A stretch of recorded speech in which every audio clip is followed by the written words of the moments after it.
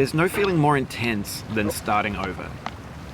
If you deleted your homework the day before it was due, as I have, or if you left your wallet at home and you have to go back after spending an hour in the commute. If you won some money at the casino and then put all your winnings on red but it came up black.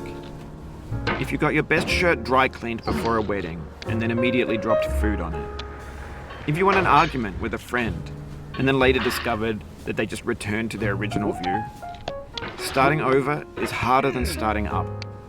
If you're not ready for that, like if you've already had a bad day, then what you're about to go through might be too much.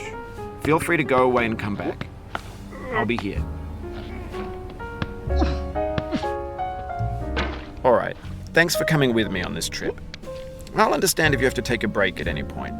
Just find a safe place to stop and quit the game. Don't worry, I'll save your progress, always, even your mistakes. This game is a homage to a free game that came out in 2002, titled Sexy Hiking. The author of that game was Jazor, a mysterious Czech designer who was known at the time as the father of B games. And B games are rough assemblages of found objects.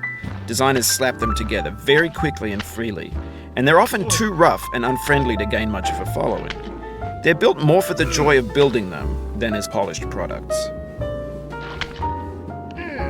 In a certain way, Sexy Hiking is the perfect embodiment of a B game. It's built almost entirely out of found and recycled parts, and it's one of the most unusual and unfriendly games of its time.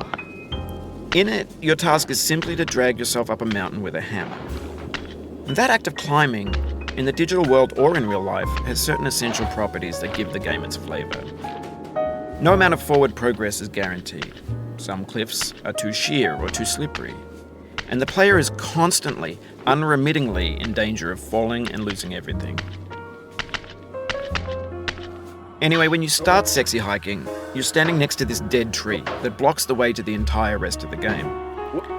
It might take you an hour to get over that tree, and a lot of people never got past it. You prod and poke at it, exploring the limits of your reach and your strength, trying to find a way up and over. And there's a sense of truth in that lack of compromise. Most obstacles in video game worlds are fake. You can be completely confident in your ability to get through them once you have the correct method or the correct equipment or just by spending enough time.